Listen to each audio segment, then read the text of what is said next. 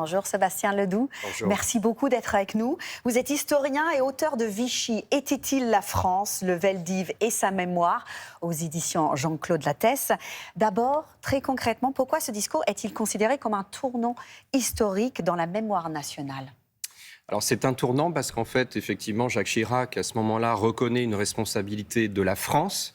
Donc il utilise le terme la France, et la France jusqu'à 1995 est plutôt incarnée par la résistance. En fait, vous avez toute une tradition depuis De Gaulle en 1944 jusqu'à Mitterrand qui considère que Vichy n'est pas la France, mais qu'en fait, c'est la résistance qui a assuré la continuité de la France et de la République. Donc c'est le premier chef d'État qui considère qu'effectivement, finalement, Vichy, c'est aussi un peu la France. Et donc ça tranche radicalement avec la position, en effet, du général de Gaulle, mais surtout avec la position du prédécesseur de Jacques Chirac, François Mitterrand. Alors ça, effectivement, ça tranche totalement. Donc Jacques Chirac vient d'être élu. On est en juillet 95, il a été élu en mai, donc 2 mois auparavant. On a eu 2 septennats de Mitterrand auparavant, avec beaucoup d'affaires, donc ce qu'on peut appeler des scandales mémoriels, justement, autour de cette question. Et Mitterrand a toujours refusé de considérer que c'était la République qui avait commis cet acte. Et en tout cas, il considérait que le président de la République n'avait pas à s'excuser ou à reconnaître quoi que ce soit pour quelque chose qui n'avait pas été fait par la République. Donc là, on est vraiment effectivement dans un changement total de rapport au passé, de regard sur cette histoire-là. Si on revient sur l'histoire du discours, on découvre dans les archives qu'elle était un peu décidée aux dernières minutes, sur un coup de tête en quelque sorte. Pourquoi Chirac a voulu le faire ? Alors, Jacques Chirac, en fait, il est engagé quand même depuis pas mal d'années, depuis en tout cas le début des années 80, alors qu'il est maire de Paris, sur cette cause-là, c'est-à-dire la mémoire de la Shoah, la lutte contre l'antisémitisme. Il a beaucoup de relations avec le monde juif, en fait, à travers différents intellectuels, mais aussi des acteurs comme les représentants du CRIF. Et justement, début juillet 95, vous avez Henri Achtenberg, le président du CRIF, donc qui représente des institutions juives de France, qui lui propose de venir à la commémoration du Veldiv et de faire un discours. Et donc Jacques Chirac, finalement, accepte tout de suite et va demander à Christine Albanel, sa conseillère. C'est sa plume. C'est sa plume, c'est sa plume. Et là, ils se connaissent par cœur. Entre Christine Albanel et lui, c'est une longue relation depuis des années à ce moment-là. Et alors justement, expliquez-nous les coulisses de la préparation de ce discours. C'est qu'en fait, ils vont se mettre uniquement à 2, Jacques Chirac, Christine Albanel, pour peser chaque mot. Tous les autres conseillers sont mis de côté ? Oui, en général, en fait, un discours prononcé par le président de la République, il est relu par différents conseillers. Surtout quand il est très important comme ça, qu'il engage la parole de la France. Exactement, sauf qu'en fait, est-ce qu'on se rendait compte vraiment de l'importance du discours à ce moment-là ? C'est aussi un peu la question. Donc on les retrouve tous les deux, Christine Albanel et lui, en tête-à-tête. Donc c'est une sorte de duo qui se met en marche pendant plusieurs jours pour écrire ce discours.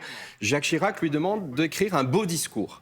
Et puis à la fin de ce discours, elle l'écrit, donc au bout de quelques jours, elle lui fait lire, il relit, ils ne sont que tous les deux. La question c'est, est-ce que vous pensez, donc il demande à Christine Albanel, est-ce que vous pensez qu'on va assez loin ? Et elle lui répond, oui, je pense qu'on va assez loin, Monsieur le Président.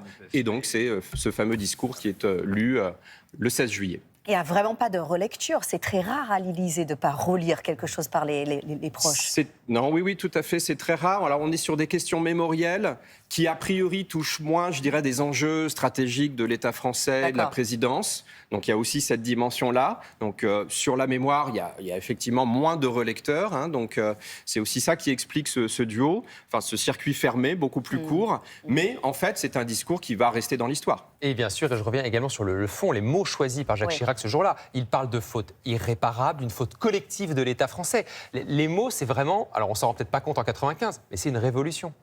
Oui, ces mots-là, ces mots prononcés, en fait, c'est vraiment la première fois qu'un chef d'État français les prononce. C'est-à-dire, ce qu'il faut comprendre, en fait, pour comprendre aussi, justement, cette révolution, c'est que depuis des dizaines et des dizaines d'années, l'État français est plutôt sur la célébration des hommages glorieux. Donc de l'histoire nationale, l'hommage à la résistance, l'hommage à des héros. Donc on est sur cette trame narrative-là, sur ce récit, ce qu'on appelle le récit national. On est sur ce type de récit national, en France et ailleurs d'ailleurs. Dans d'autres pays, ça marche exactement de la même façon.